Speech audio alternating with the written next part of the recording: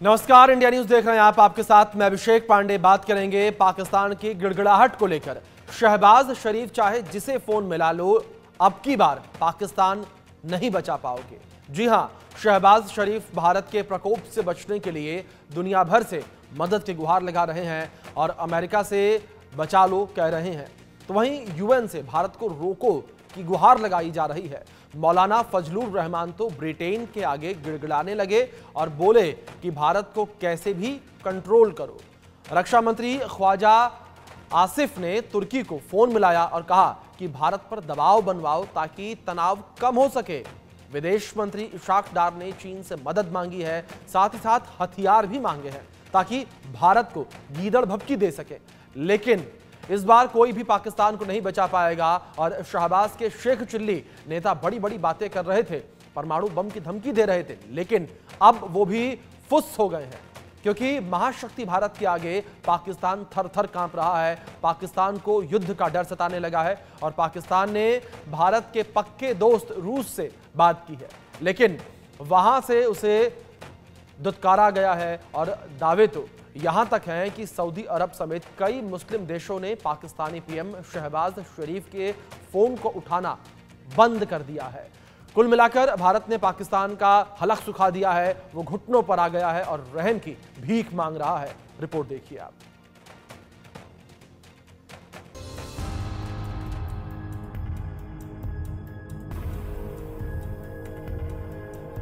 भारत से डरकर पाकिस्तान ने खटखटाया अमेरिका का दरवाजा।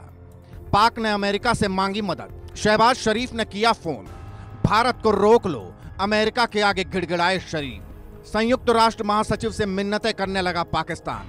शहबाज शरीफ ने की जंग न होने देने की अपील।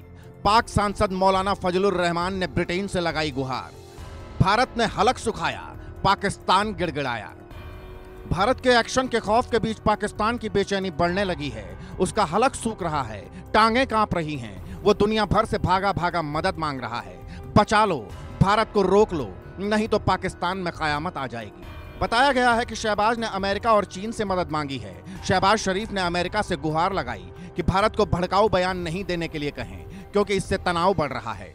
पहलगाम आतंकी हमले के बाद भारत की चेतावनी से परेशान पाकिस्तान के प्रधानमंत्री शहबाज शरीफ की अमेरिकी विदेश मंत्री मार्को रूबियो से फोन पर बात हुई।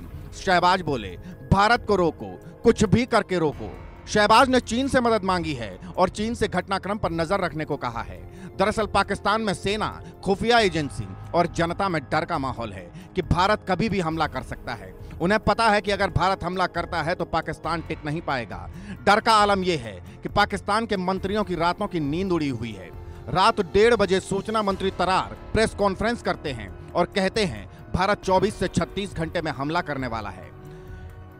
पाकिस्तान के पास मुस्तनद इंटेलिजेंस इतलात हैं कि अगले 24 से 36 घंटों में पहलगाम वाक़े से जुड़े बेबुनियाद और खुद साख्ता इल्ज़ामात को बुनियाद बनाकर भारत पाकिस्तान के खिलाफ फौजी कार्रवाई करने का इरादा रखता है। इधर जिस फौज के सहारे पाकिस्तान जंग लड़ने की बात कर रहा है, उसके सैनिक भाग खड़े हो रहे हैं।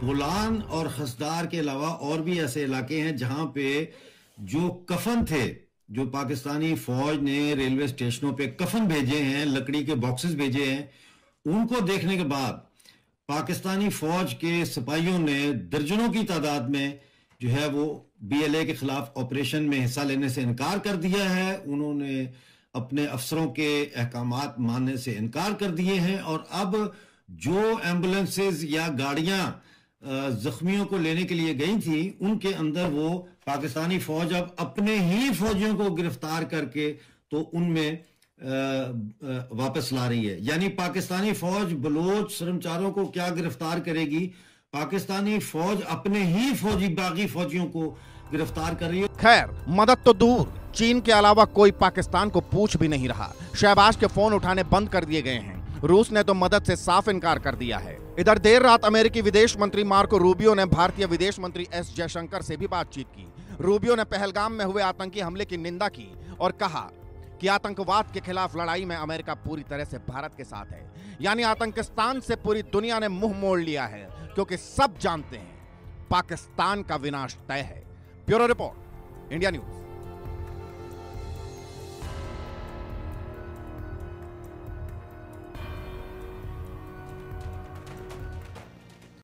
तो आपने रिपोर्ट देखी किस तरीके से इस वक्त पाकिस्तान घबराया हुआ है। लगातार पाकिस्तानी मंत्रियों को लेकर बात करें, वो डरे सहमे नजर आ रहे हैं। हर किसी के बयान सामने आ रहे हैं। जहां करो गीदड़ भभकी दे रहे थे, तो वहीं अब पाकिस्तानियों की गीदड़ भभकी खत्म हो गई है और अब डरे सहमे नजर आ रहे हैं। इसी बीच पाकिस्तानी विदेश मंत्री इशाक डार भी घबराए हुए नजर आए।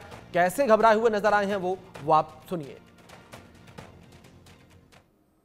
In the last few days after this incident, who have been requesting for the exercise of restraint, I have been making it very clear on behalf of our government, on behalf of the nation, Pakistan will not be the first one to resort to any escalatory move.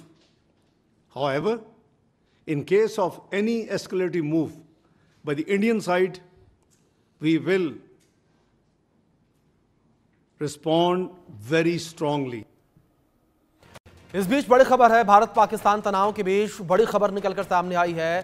रक्षा मंत्री राजनाथ सिंह ने अमेरिकी रक्षा मंत्री से बात की है और रक्षा मंत्री राजनाथ सिंह ने फोन पर पिट हेग्सेथ से बात की है। यह बड़ी खबर इस बीच निकलकर सामने आ रही है। रक्षा मंत्री राजनाथ सिंह ने अमेरिकी रक्षा मंत्री से फोन पर बातचीत की है। यह बड़ी खबर है।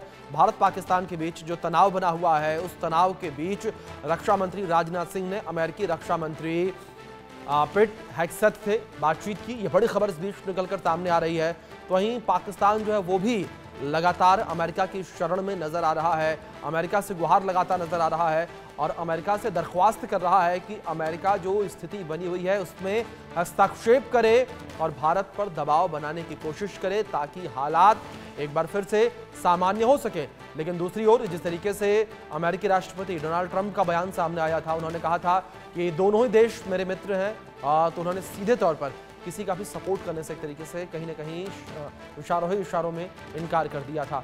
इस बीच हमारे साथ इसी विषय पर बातचीत करने के लिए कुछ खास मेहमान बने हुए हैं। रुक करेंगे उनका हमारे साथ रिटायर्ड ब्रिगेडियर राजन जामवाल जुड़े हैं डिफेंस एक्सपर्ट के तौर पर, और हमारे साथ पाकिस्तान के वरिष्ठ पत्रकार हसन दुर्रानी जुड़े हैं। बहुत स्वागत आप दोनों मेहमानों का। और इस चर्चा की शुरुआत मैं राजन जामवाल जी से करना चाहूंगा। राजन जी, जो स्थितियां इस वक्त देखने को मिल रही हैं, इन स्थितियों को आप किस तरीके से देख रहे हैं? लगातार तनाव की स्थिति भारत पाकिस्तान के बीच बनी हुई है और लगातार रोजाना कुछ न कुछ नए फैसले लिए जा रहे हैं और नए तरीके से रोक पाकिस्तान पर लगाई जा रही है। देखिए, पाकिस्तान में तनाव जरूरी था।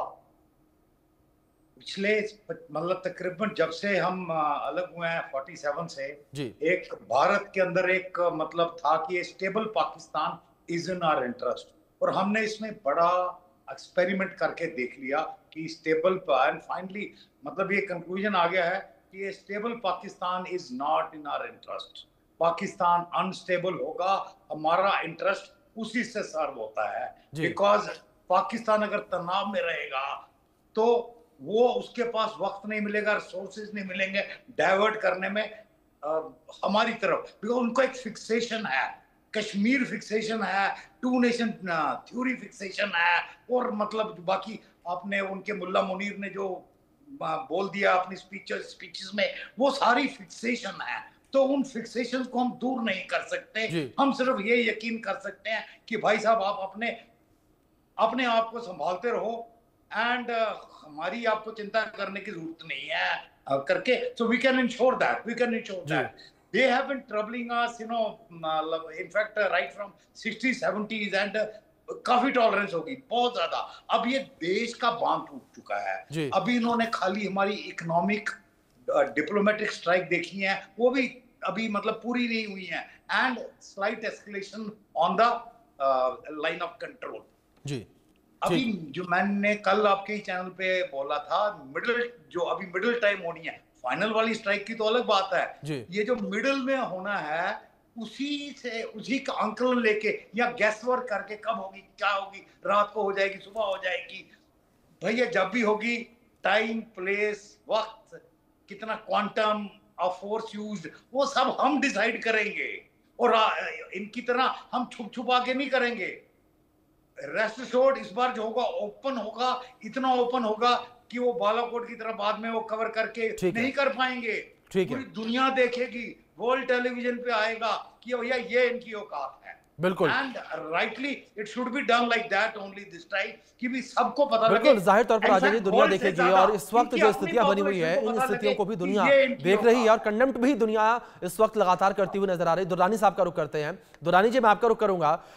अगर बात ताजा हालातों को लेकर की जाए, जिस तरीके के तनाव की स्थिति बनी हुई है, जाहिर तौर पर स्थिति आप भी लगातार देख रहे हैं, लेकिन इन तनाव की स्थितियों के बीच जिस तरीके से अगर आपके यहाँ के मंत्रियों को लेकर बात करें, आपके विदेश मंत्री, सूचना मंत्री, रक्षा मंत्री, खुद प्रधानमंत्री यू टर्न लेते नजर आ रहे हैं। पहले गीदड़ भभकियां दी गई और अब लगातार हल की बात करते नजर आ रहे हैं, चीन की तरफ जाते नजर आ रहे हैं, अमेरिका के पास जाते नजर आ रहे हैं। बात बड़ी छोटी सी है जी कि ना, ये तो कभी भी ऐसा नहीं हुआ कि इससे पहले तक, ये बड़ी वैसे अजीब सी बात है, और कि जब भी इससे पहले जब भी कभी सिचुएशन हुई है, अगर मैं 1999 से लेके आज के दिन की अगर मैं बात करता हूँ 2025 तक की अगर मैं बात करता हूँ जी तो हमेशा ऐसे ही होता था।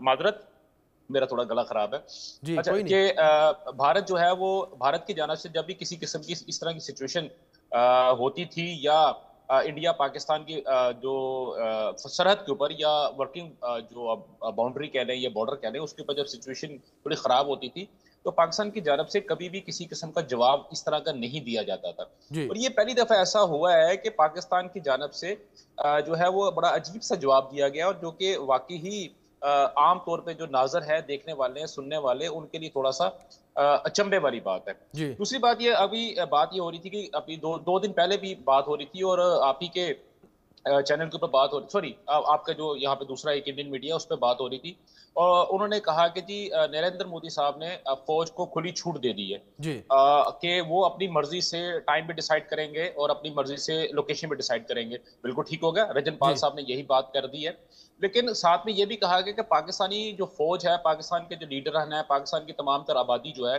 सिविलियंस इवन, वो इतने बुरी तरह डर गए हुए हैं कि वो कभी कहीं जा रहे हैं कभी। लेकिन दूसरी बात मुझे अभी तक बात समझ नहीं आई कि ये किस तरह हुआ है कि एक शख्स डर गया है, और डरने के बाद उसको तो भाग जाना चाहिए, लेकिन वो तो बॉर्डर पे आके खड़ा हो गया, ठीक है, उसने अपने तमाम तर असला जो है वो बॉर्डर पे लेके आ गया, उसने कहा ठीक है लेट्स गो, उसने बल्कि वेलकम कहा है। इवन अगर आप देखते हैं तो जो हमारे आर्मी के स्पोक्स पर्सन है, उनकी जानब से बड़ा ओपन जो है वो ये मैसेज दिया गया है कि आप शुरू करना चाहते हैं, वक्त भी आपका होगा, प्लेस भी आपकी होगी, डिसीजन भी आप लेंगे। ठीक है दुरानी साहब, जिस तरीके से आपने जिक्र किया, रुक करूंगा मैं आपका, लेकिन इस बीच एक बड़ी खबर सामने आ रही है, इसका रुक कर लेते हैं, जहां आतंक पर गृह मंत्री अमित शाह का बड़ा बयान सामने आया। दो टूक उनके सामने आई है, कहा आतंक के खिलाफ जीरो टॉलरेंस की नीति है, आतंकियों का समूल नाश करेंगे, पूरी तरीके से नाश करने की बात कही है, कहा कि हमले का चुन चुन कर जवाब देंगे। गृह मंत्री अमित शाह का ये बड़ा बयान सामने आया है, जिस तरीके से पहलगाम में हमला हुआ, उस हमले को लेकर गृह मंत्री का बयान सामने आया। क्या कुछ किस तरीके से गृह मंत्री ने कहा, एक बार अपने दर्शकों को सुनवा देते हैं वो हम।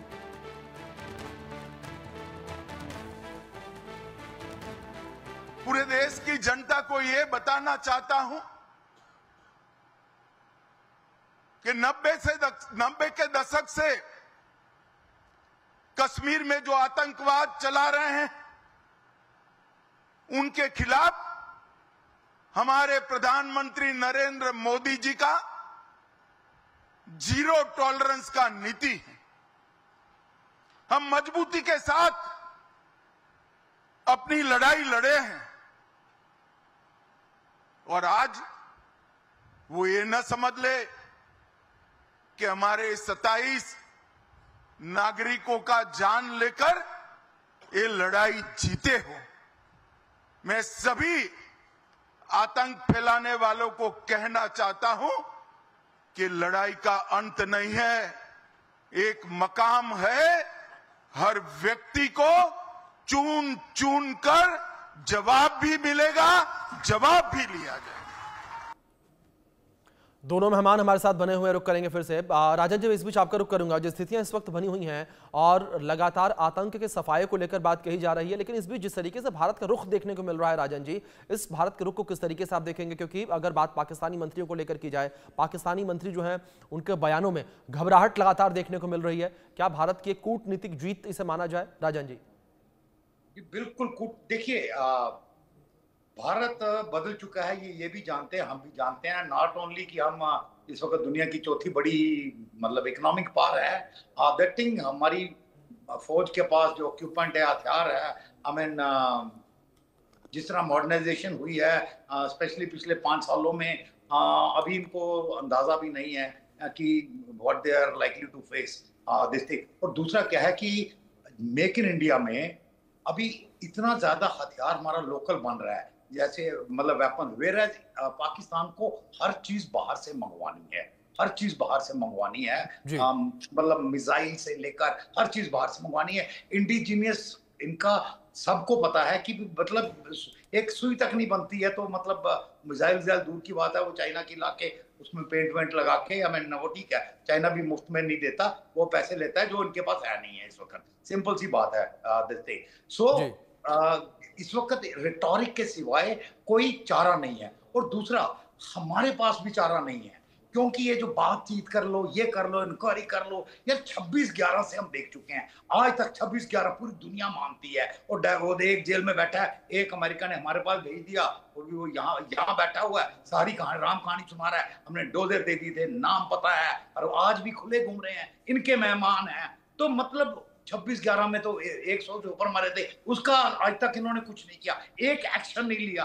बंदे को दिखाते भी हैं तो हाउस अरेस्ट दिखाते हैं, जहां उसको वीआईपी की तरह रखा जाता है। तो मतलब ऐसे लोगों के साथ क्या किया जाए, क्या किया जाए? जहां तक इनका वो था कि जो डरा हुआ होता है वो बॉर्डर पे जाके नहीं बैठ जाता। देखिए, एंड ऑफ द डे कोई नहीं बोल रहा कि आपकी आर्मी प्रोफेशनल आर्मी नहीं है, प्रोफेशनल आर्मी है। जो एक आम जवान है, जो कंपनी कमांडर है, सीईओ है, उसको हुक्म जाएगा, उसमें भी जज्बा है, हम वो समझते हैं। सिर्फ प्रॉब्लम क्या है, आपके जर्नल्स, आपके लीडरशिप जो है, उनके दिमागों के कीड़े खराब हैं, मतलब कुछ साइकोलॉजिकल मेकअप खराब है। तो वो आएंगे, वो हुक्म देगा, वो आएंगे, पर उनके पास चलाने के लिए गोलियां नहीं है, गाड़ियों के लिए पेट्रोल नहीं है। तो हमें पता है कि वो मतलब और वो जानते हैं कि हमारे साथ ये होने वाला है, वो फिर भी आ रहे हैं। वो अलग बात है कि जैसे न्यूज रिपोर्ट आ रही है, काफी फौज छोड़ भी रहे हैं, हम कोई कहीं पे यहीं से पाकिस्तान के उनके यूट्यूब चैनल से ही आती हैं ऐसी रिपोर्ट्स की भी, इतने लोगों ने छोड़ दी फौज, इतने लोगों ने छोड़ दी फौज। ठीक है, बिल्कुल बिल्कुल, जाहिर तौर पर राजन जी, कई सारी रिपोर्ट्स जो है वो इस बीच निकलकर सामने आ रही, जो स्थितियां बनी हुई हैं दुरानी साहब। लेकिन जो स्थिति इस वक्त बनी हुई है, ऐसे में क्या पाकिस्तान को ये नहीं समझ लेना चाहिए कि आतंकवाद का समर्थन जब तक पाकिस्तान करता रहेगा, उसे हर मोर्चे पर पराजय जो है मिलती हुई नजर आएगी और पाकिस्तान लगातार इसके साथ कमजोर होता हुआ नजर आएगा?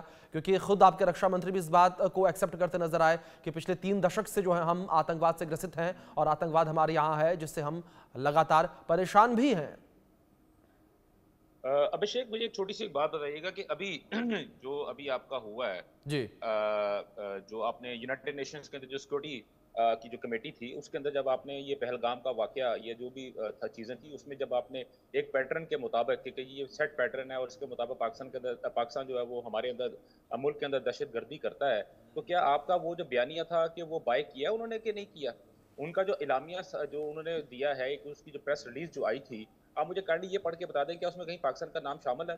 देखिए, दूसरी बात ये कि अभिषेक, आप जो बात कर रहे हैं वो आपके हिसाब से बिल्कुल दुरुस्त है। क्यों? क्योंकि उसकी रीजन ये है कि जो आपका हीरो है वो मेरा विलन है, जो मेरा हीरो है वो आपका विलन है।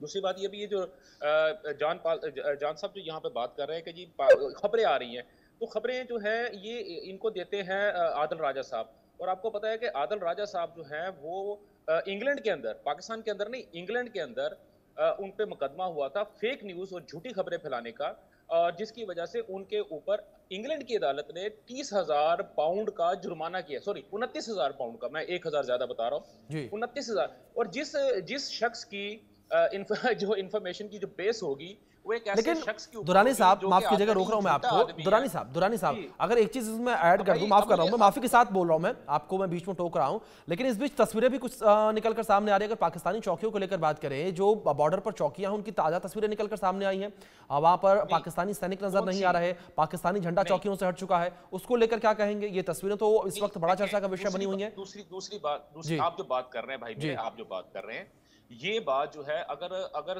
चौकियां छोड़ के पाकिस्तानी फौज चले गई है, ठीक हो गया, अगर पाकिस्तानी फौज चौकियां छोड़ के चलेगी, ये तो फिर इंडिया के लिए, तालिबान के लिए और बीएलए के लिए तो बहुत अच्छी बात है, उनके लिए तो गोल्डन अपॉर्चुनिटी है।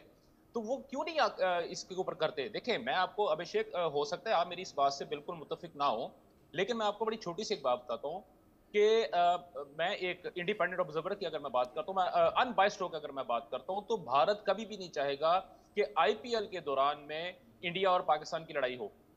रीजन क्या है कि आईपीएल आपको पता है कि करोड़ों और डॉलर्स का एक प्रोजेक्ट है और उसमें इतना पैसा इन्वॉल्व है और इंटरनेशनल प्लेयर्स उसके अंदर बहुत सारे आते हैं।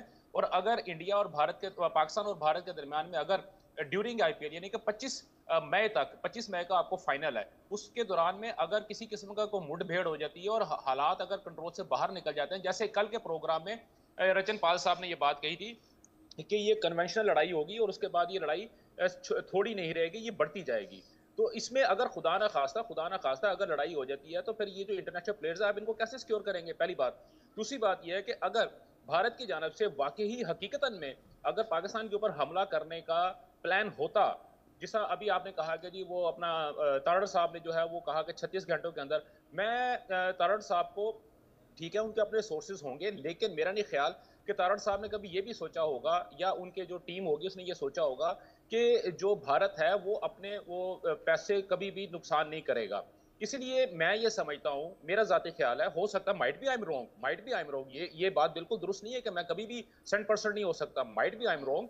तो लेकिन जो मेरा जाती तज्जिया ये है कि 25 मई से पहले तक तो भारत कभी भी किसी किस्म के एडवेंचर के ऊपर नहीं जा सकेगा जी। और 25 मई के बाद देखेंगे। हाँ, उस वक्त तक ये जो बात कर रहे हैं रचन साहब कर रहे हैं कि हमारी फौज, पाकिस्तान की फौज भाग गई या ये हो गया, तो सर एक दफा ट्राई करके देख लेना। दूसरी बात ये कि मैं देखिए, मुझे तो इसमें कोई इशू नहीं है, मुझे तो सिर्फ इतना पता है कि आपके जो सदर्न कमांड के सरबराह जो थे, आपने उनको नौकरी से निकाल दिया। क्यों निकाला? उसका लेटर जो है पता हो, माइट भी वो लेटर फेक हो जो मुझ तक पहुंचा, माइट भी वो लेटर फेक हो, ठीक है। उसके बाद आपके जो एयर मार्शल जो थे अभी, आपने उनको भी नौकरी से निकाल दिया और उसकी जो रीजन है वो जो वहां से जो उसका एक लेटर बना है वो भी मुझ तक पहुंचा है, माइट भी वो भी फेक हो। तो देखिए, बात ये है कि हमारे एक ऐसा मुल्क जो कि बकौल इंडिया के और इंडिया के मीडिया के थर थर कांप रहा है, उसकी टांगे कांप रही हैं, कोई कहीं भाग रहा है, कोई कहीं भाग रहा है, उस फौज के कमांडर्स जो हैं उनको नौकरी से निकाला जा रहा है। और अगर मैं दीपक बोरा साहब की बात करता हूँ, आपके प्रोग्राम्स के अंदर भी आते हैं, आपके चैनल्स के ऊपर भी आते हैं, तो वो कह रहे हैं कि जी आपने देखें जी, आपकी जो नेशनल सिक्योरिटी की जो कमेटी है उसका सरबराह जो है ना, आपने ISI या DGISPR को बना दिया है। असूली तौर पे तो वहाँ पे तो जो है वो सिविलियन होने चाहिए। तो मेरा ख्याल है कि वो बिल्कुल दुरुस्त कह रहे हैं, क्योंकि अब भारत की फौज के अंदर इतनी हिम्मत नहीं है कि वो उसके फौजी जो लड़ सके, लिहाजा जो सिविलियन आप है या आप जैसे लोग हैं, यहाँ पे दीपक मनोज मनु साहब होते हैं या दूसरे हमारे एक और भाई हैं जो सिविलियन है, मेरा ख्याल है उनको ही या तो एयर चीफ बना दिया जाएगा या उनको आर्मी चीफ बना दिया जाएगा, मुख्तलिफ कमांड्स का उनको लीडर बना दिया जाएगा लड़ने के लिए, क्योंकि फौज के अंदर तो ऐसी चीज मुझे नजर नहीं आ रही। दुरानी साहब, सेना की ताकत आप लोगों ने 71 में भी देखी थी, 65 में भी देखी, तो वो तो अलग बात है। सेना की ताकत की तो टाइम गुजर गया बेटा, टाइम गुजर गया ना। नहीं अभिषेक आपकी उम्र मुझसे कम है, अभिषेक आपकी उम्र मुझसे कम है। नहीं, देखिए उम्र कम होने, देखिए दुरानी साहब उम्र कम है, मैं वो एक्सेप्ट करता हूं, ठीक है। दुरानी साहब मेरी बात तो सुनिए, उम्र कम है, उससे इतिहास नहीं बदल जाता। प्रोग्राम के शुरू में एक बात कही थी अभिषेक, मैंने प्रोग्राम के शुरू में एक बात कही थी जी, कि ये पहली दफा ऐसा हुआ है 1999 से लेके, ये पहली दफा ऐसा हुआ है पाकिस्तान की हिस्ट्री के अंदर, बल्कि इंडो पाक की हिस्ट्री के अंदर पहली दफा ऐसा हुआ है कि इंडिया की जानब से अगर बुली करने की कोशिश की जा रही है या इंडिया की जानब से अगर किसी किस्म का धमकी दी जा रही है, तो पाकिस्तान ने खड़े होकर उसका जवाब दिया है जी। आप काइंडली जरा मेरी इस पॉइंट को तो नोट करें ना आप। ठीक है, नहीं लेकिन मैं आपको पॉइंट को नोट तो कर रहा हूं, लेकिन आप इस चीज को डिनाई करते नजर आए, आप इतिहास को मानते नजर नहीं आ रहे हैं। मैंने तो आपको इतिहास ही याद दिलवाया। देखिए, आपने उम्र का जिक्र किया, मैं उस चीज को एक्सेप्ट करता हूं। जो रिस्पेक्ट एक उम्र के लिहाज से आपकी होनी चाहिए, वो पूरी रिस्पेक्ट है आपकी, लेकिन आप मेरे से उम्र में बड़े हैं, इसका मतलब तो ये नहीं कि इतिहास बदल जाएगा। दुरानी साहब, अभिषेक काइंडली लेट मी कंप्लीट। मैंने आपको ये बात बिल्कुल नहीं कही अभिषेक, आप एक प्रोग्राम एंकर हैं और मेरे लिए बहुत ज्यादा काबिल एहतराम है, ठीक है। चलिए ठीक है, इस बीच एक बाइट सामने आ रही है, ठीक है दुरानी साहब आऊंगा, पूरा समझ दिया मैंने आपको। पाकिस्तान की घबराहट लगातार नजर आ रही है और भारत किस तरीके से स्ट्रांगली खड़ा है, वो एक बार सुनवाते हैं अपने दर्शकों को हम।